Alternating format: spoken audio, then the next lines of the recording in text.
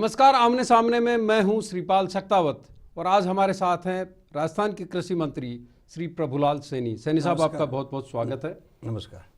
3 साल के कामकाज की बड़ी चर्चाएं हो रही है। मुख्यमंत्री जगह जगह जा रही हैं और उन जिलों में जाकर के वहाँ की समस्याओं को लेकर एड्रेस कर रही है, सीधी रूबरू हो रही है जनता से। आपके पास क्या उपलब्धियां हैं जिनको आप गिना रहे हैं? देखिए, राजस्थान प्रदेश में किसान, खेती और गांव की बात करें तो 3 साल बेमिसाल के रूप में देखे जा सकते हैं। ठोस काम ठोस परिणाम हमारा ध्येय रहा और हमारा ये लक्ष्य रहा कि राजस्थान की कृषि और राजस्थान के किसान को राष्ट्रीय और अंतर्राष्ट्रीय स्तर पर ऊंचाइयों को छुएं। ये प्रयास 3 सालों में चरणबद्ध तरीके से हम लोगों ने किया है। आप निश्चित रूप से ये कह सकते हैं कि राजस्थान की कृषि वर्षा आधारित खेती है। 61% हमारा एरिड और सेमी एरिड क्षेत्र है। इसके बावजूद भी विषम परिस्थितियों को झेलते हुए, प्राकृतिक आपदाओं को झेलते हुए राजस्थान के यशस्वी मुख्यमंत्री के नेतृत्व में बहुत सारे हम लोगों ने ऐसे काम किए हैं जिनकी वजह से राजस्थान के किसान की आस्था भारतीय जनता पार्टी के शासन की ओर बढ़ी है। लेकिन कांग्रेस का कहना है कि जो 3 साल है, आप कह रहे हैं बेमिसाल है, वो कह रहे हैं बदहाल है। देखिए, कांग्रेस के साथी क्या बोलते हैं इसमें मुझे नहीं जाना, इसलिए नहीं जाना क्योंकि उनका काम ही बोलना है और प्रतिपक्ष कभी भी किसी भी अच्छी शासन के काम को भी प्रशंसा नहीं करता, स्वभाव है। इसलिए उनका बोलना नहीं बोलना, उनका आरोप लगाना, आप प्रतिपक्ष में थे तो भी आपको लगता है कि उस वक्त का विरोध जायज था? देखिए, स्वाभाविक है। प्रतिपक्ष अपना मजबूती से सरकार के कामों का विरोध करने का काम प्रतिपक्ष का होता है, तभी वो प्रतिपक्ष है। अगर वो प्रशंसा करने लग जाए तो फिर वो सत्ता पक्ष में हो जाएंगे। इसलिए मैं समझता हूं कि मेरे साथी वो क्या कहते हैं, हमारा विषय नहीं, हमारा विषय है। अगर कांग्रेस की हम बात करेंगे तो 2008 से लेकर 2013 तक इनका पीरियड था। उस पीरियड को यदि हम देखें तो मौसम आधारित फसल बीमा योजना थी।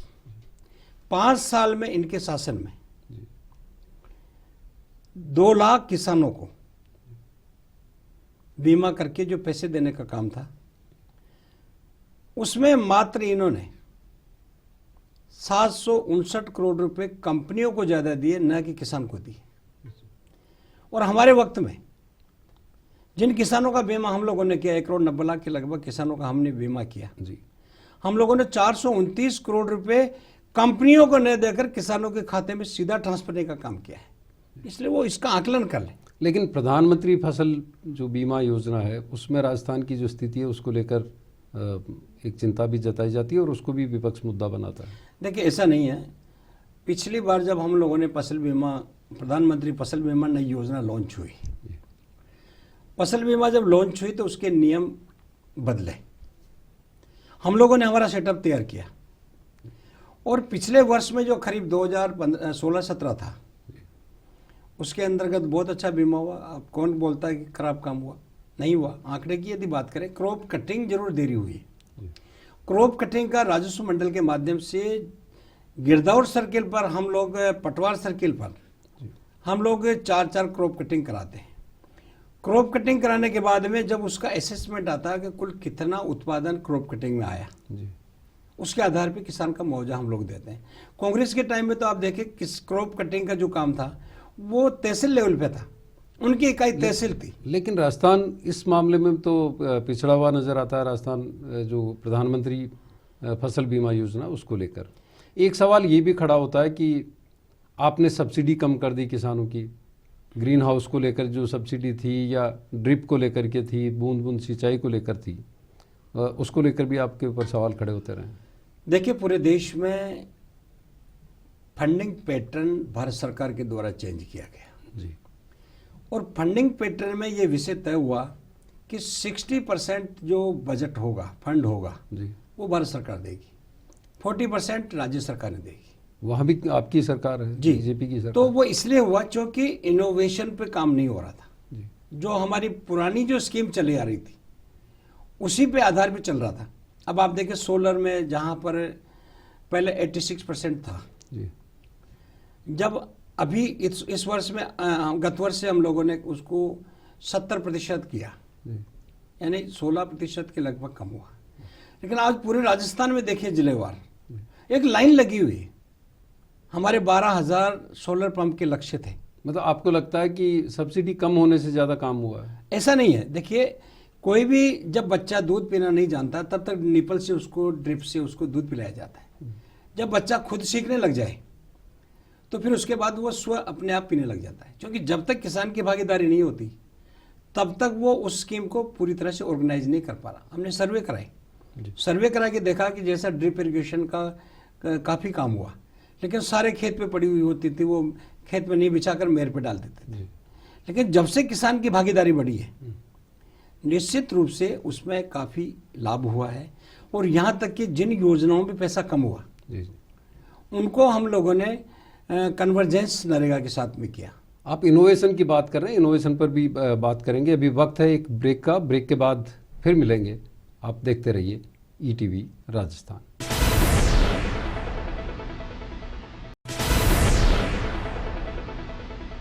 आमने सामने में आपका एक बार फिर स्वागत है।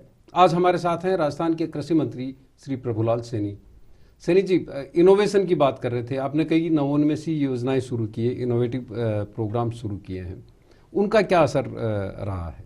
देखिए, नवाचार के क्षेत्र की यदि हम बात करेंगे सकताऊ साहब, तो मुझे ऐसा लगता है कि पूरे देश में नहीं, विदेश में भी राजस्थान ने अपनी दस्तक दी है। अभी आप जिसका जिक्र कर रहे थे, सब अनुदान कमी की बात आप कर रहे थे। किसान को हम लोगों ने कमी नहीं होने दी, हमने उसको पूरी तरह से नरेगा से जोड़ के, किसी योजना से डबटेल करके।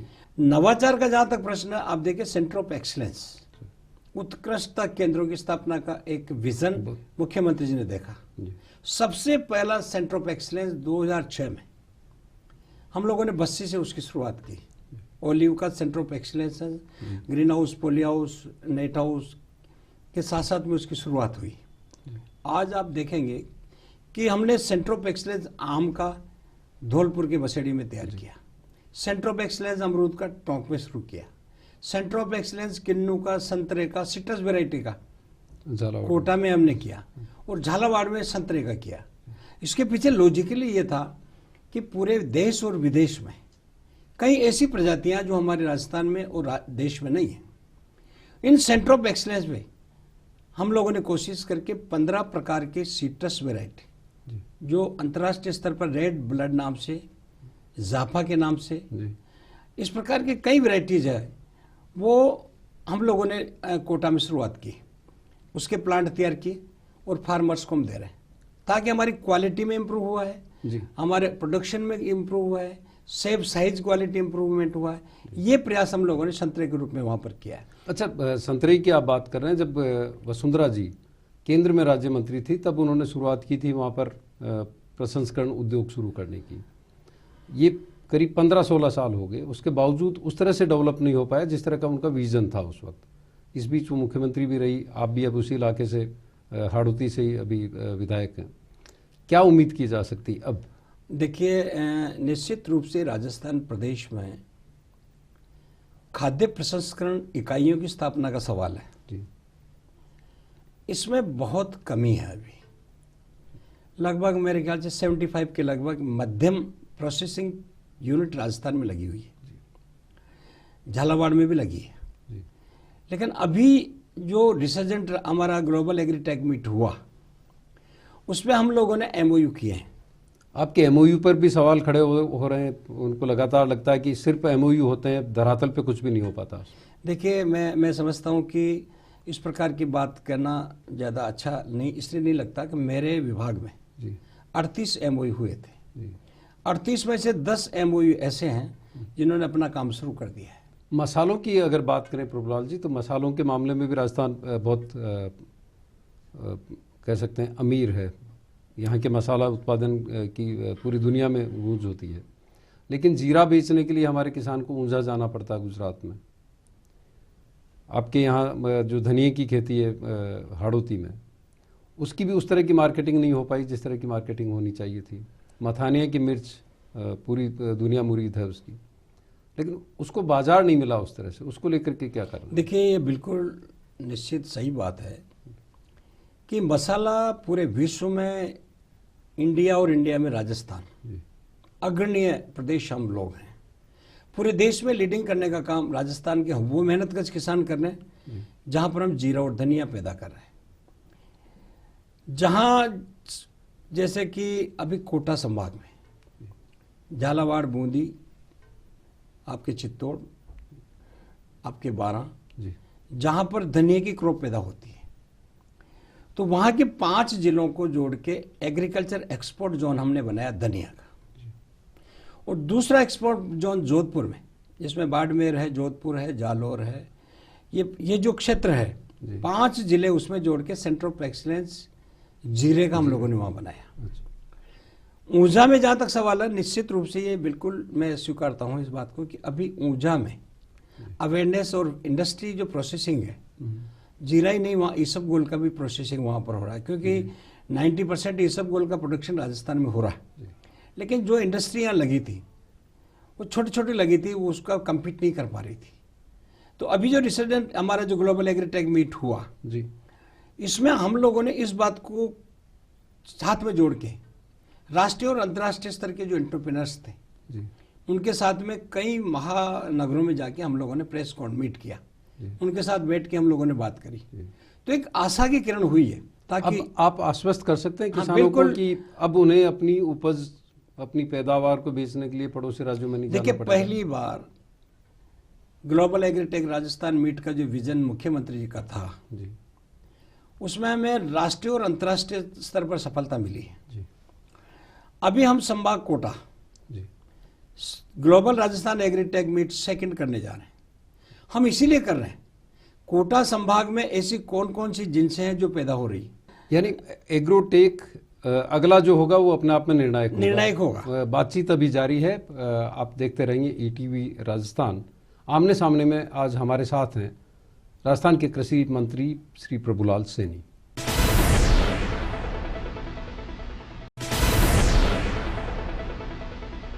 आमने सामने में एक बार फिर आपका स्वागत है। आज हमारे साथ हैं राजस्थान के कृषि मंत्री श्री प्रभुलाल सैनी। सैनी जी, आप कह रहे थे कि जो एग्रोटेक सेकंड होगा वो अपने आप में उसकी बड़ी उपयोगिता होगी, किस तरह से? कि इसलिए होगा क्योंकि हम जो ग्लोबल एग्रीटेक मीट सेकंड जो कर रहे हैं उसमें उसी संभाग में पैदा होने वाली सारी क्रॉप्स को जी इंट्रोड्यूस करेंगे, और वहां पर हम लोग एंटरप्रेन्योर्स को बुला रहे हैं। जैसे वहां पर लहसुन ज़्यादा हो रहा है, तो लहसुन का पेस्ट कैसे बन सकता है, उसका पाउडर कैसे बन सकता है, उसका और भी प्रोडक्ट ऑयल कैसे निकल सकता है, इस तरह के एंटरप्रेन्योर्स को हम वहाँ बुला रहे हैं। इसी प्रकार हम ये कोशिश करेंगे कि सोयाबीन ज़्यादा हो रहा है, सोया प्रोडक्ट हम कैसे तैयार कर सकते हैं, उसका मिल्क कैसे बन सकता है, उसका पनीर कैसे बन सकता है, जो लाभकारी चीज़ें हो, ऐसे एंटरप्रेन्योर्स को स्पेसिफिकली हम लोग की कोशिश करें। जैसे गेहूं का जो प्रोडक्शन सबसे बढ़िया होता है, तो गेहूं की भी प्रोसेसिंग, उसका ग्रेडिंग हो सकता है, उसका पैकिंग हो सकता है, उसका फ्लोर बन सकता है, उसका मैदा बन सकती है, जो भी बन सकता है। तो ये सारे एंटरप्रेन्योर्स को हम एक संभाग लेके जाएंगे। अच्छा, आपने विदेश यात्राएं भी बहुत की इसको लेकर। आप इजराइल तो ज़्यादातर मंत्री जाते ही रहे हैं पिछले सरकारों में, आप ऑस्ट्रेलिया गए, दूसरे देशों में भी गए। आपको लगता है कि वो फिजिबल होगा वहाँ के जो तौर तरीके हैं, क्योंकि यहाँ पर पानी नहीं है, यहाँ की जो तापमान है वो अपने आप में अलग है, तो किस तरह की चीज़ें हैं जो यहाँ पर लागू हो सकती है और उनको लेकर आप बहुत ज़्यादा आश्वस्त हैं? देखिए शेखाव साहब, चुनौतियों को स्वीकार कर उसको सफलता पाना ही एक आर्ट होती है। राजस्थान की जो हमारी भूमि है, हमारा पानी है, हमारा क्लाइमेट, वो विश्व के सभी क्लाइमेट से मिलता है। सर्दी वक्त सर्दी होती है, गर्मी के वक्त गर्मी होती है, मौसम बारिश में बारिश भी होती है। तो हम एग्रीकल्चर एक्सपोर्ट जोन के साथ साथ में एक विजन देखा कि 10 एग्रीकल्चर क्लाइमेट जोन अपने राजस्थान में, हर जलवायु खंड की अलग अलग तासीर है। उसी तासीर को ध्यान में रखते हुए हम लोग विदेशी जो खेती है, सबसे पहली बार हम लोग इजराइल गए। इजराइल में हम लोगों ने 3-4 चीजें वहां से अडॉप्ट करके लाए। 64 फार्मर्स को लेके गए हम लोग। आपने देखा होगा ओलिव का कंसेप्ट था, जैतून का कंसेप्ट था, हम लोग इजराइल से लेके आए। और बानानिया, अरबिकोना, फ्रंटोई, ऐसी वैरायटी है जो अंतर्राष्ट्रीय स्तर की वैरायटी थी, स्पेन, ब्राजील, मोरक्को, इटली के बाद थी। हम लोगों ने राजस्थान में उसका काम किया, और राजस्थान में काम करने के बाद ओलिव का प्रोडक्शन भी आया। रिफाइनरी भी हम लोगों ने लूणकरण में लगाई, और उसका जो ऑयल था एक्स्ट्रा वर्जन ऑयल था, अभी भी निकला इस साल। जो खजूर की खेती है वो तो काजरी और इनकी मदद से पहले से शुरू हो गई थी। देखिए, काजरी की रिसर्च में और हमारी रिसर्च में अंतर है। जी काजरी का जो प्रोडक्शन नहीं आया था, उन्होंने भी और ICAR ने भी ये कहा था कि no and never in Rajasthan because climate is not suit for agriculture date palm. लेकिन हम लोगों ने उस पर टिश्यू कल्चर के जो प्लांट दुबई से लेके आए, UAE से, जी तो वहाँ की यूनिवर्सिटी के माध्यम से कम ड्यूरेशन में, कम पानी में, बारिश को जो कैसे एब्जॉर्व करे, ऐसी क्वालिटी जब हम लेके आए जी तो हमें सफलता मिली। एक एक क्विंटल तक एक एक पेड़ के हमारा प्रोडक्शन हो रहा है। हम अच्छा, आपने एक और प्रयोग किया थार में अनार। जी जी उसकी जो प्रोग्रेस है उसको किस तरह से लेते हैं आप? देखिए, मैं समझता हूँ कि जहाँ बाड़मेर क्षेत्र में जी कोई ये कल्पना नहीं कर सकता था कि वहाँ थार के अनार पैदा होंगे, जी कोई कल्पना नहीं कर सकता कि वहाँ स्वीट पटाटो पैदा होंगे। जी लेकिन वहाँ के किसानों ने, वैज्ञानिकों ने, सबने मिलकर विजन CM को हम लोगों ने ड्रीम को साकार करने का काम किया। और राजस्थान में सबसे अच्छे अनार भगवा, अरक्ता, जी बाड़मेर में अभी खूब पैदा हो रहे हैं। उनका नाम मुख्यमंत्री जी ने थार अनार दिया है। लेकिन एक सोच जो किसानों में पैदा हो रही है कि खेती अब कम से कम कमाई का जरिया तो नहीं है, वो उनके मन में एक हताशा भी पैदा होने लगी है, खासतौर पर उस वक्त जब फसलें खराब हो जाती है और उनको बीमा या उनका जो मुआवजा है वो बिल्कुल न के बराबर मिलता है। देखिए, खेती मुनाफे का सौदा नहीं है, ऐसा नहीं है। Now time is the agriculture. हर व्यक्ति को खाने के लिए अन्न चाहिए, दलहन चाहिए, उसी प्रकार दूध चाहिए, फल सब्जी चाहिए। लेकिन किसान को उसका पूरी तरह से मूल्य नहीं मिल पाता। देखिए, जब से राजस्थान में हम लोगों ने संरक्षित खेती की है, जी क्वालिटी बेस्ड प्रोडक्शन किए हैं, उनमें यदि हम ये देखें कि green house, poly house, net house का चलन जब से हुआ, सर्दी, गर्मी और बारिश से बचाना कर जो फसलें बेमौसम पैदा की हम लोगों ने, अच्छी रेट मिली उसको। 30 से 40 रुपए तक कुकुम्बर का पैसा मिला, टमाटो का पैसा मिला, ब्रोकली का पैसा मिला है, इसी प्रकार कैप्सिकम का मिला है, मिर्ची का मिला है। तो हम ये नहीं कर सकते, लेकिन आज व्यक्ति को क्वालिटी युक्त प्रोडक्ट चाहिए, उसको क्वालिटी चाहिए। और हम लोगों ने कॉन्ट्रैक्ट फार्मिंग अब कर दी है, क्योंकि हम ये विचार कर रहे हैं कि हमारा प्रोडक्शन तो हो रहा है, लेकिन 2 रुपए किलो के टमाटर सड़कों में फेंकने पड़ते हैं, कई राज्यों में आपको आलू फेंकने पड़ रहे हैं। हम ये कोशिश करेंगे कि अब उनका वैल्यू एडिशन हो जाए, उसका प्रोसेसिंग हो जाए। आपको नहीं लगता कि 3 साल का वक्त निकल गया, जो काम की शुरुआत है वो बहुत धीमी थी, हालांकि अब गियर अप करने की कोशिश हो रही है और कहा जाता है कि आप अपने कामकाज के हिसाब से मुख्यमंत्री के नाक के बाल भी कहे जाते हैं, यानी सबसे प्रिय। देखिए, मैं सकाउ साहब आपसे कहूँगा आप कि हम लोग सतत प्रयास करते हैं, हम परंपरागत खेती के पीछे नहीं पड़ते। और मुझे बहुत खुशी हुई जब मुझे अभी हाल ही में doctor of philosophy in agriculture की उपाधि से यूनिवर्सिटी में सम्मानित किया गया। बहुत बहुत इसके पीछे लॉजिकली हम ये चाहते हैं कि समय अवश्य लगता है, किसी भी इनोवेशन में नवाचार सतत प्रक्रिया, कृषि कोई जादू मंत्र नहीं है। आपने जैसा कि मेरे से पूछा कि अतिवृष्टि, ओलावृष्टि होने से फसल खराब होती है, किसान बेचारा ठगा सा महसूस करता है। बिल्कुल ठगा सा महसूस नहीं करता। पहली बार आपदा प्रबंधन के नियमों में भारत सरकार ने बहुत बड़ा बदलाव किया। पहले 50% खराब होने पर उनको, किसान को पैसा मिलता था, अब उसको 33% किया। किसान को आप क्या संदेश देना चाहेंगे? मैं किसान भाइयों में चूंकि एक किसान होने के नाते आपसे यही ETV के माध्यम से संदेश देना चाहूँगा कि हम सब मिलकर नवाचार के क्षेत्र में 1/3 क्षेत्र में आप निश्चित रूप से परंपरागत खेती कीजिए, 1/3 हिस्से में आप हॉर्टिकल्चर क्रॉप्स को एडॉप्ट करिए, 1/3 जो आपका बचता है उसमें एनिमल हस्बेंड्री, फिशरीज, डेयरी, यानी तीनों प्रकार की खेती, agriculture, horticulture, floriculture, tissue culture, olericulture, इन सब प्रकार की खेती को आप अपनाएं ताकि प्राकृतिक आपदा से आप बच सकें और आपका उत्पादन बढ़ सके, आपके परिवार का संचालन ढंग से हो सके। जी, बहुत बहुत शुक्रिया प्रभुलाल सैनी साहब वक्त देने के लिए।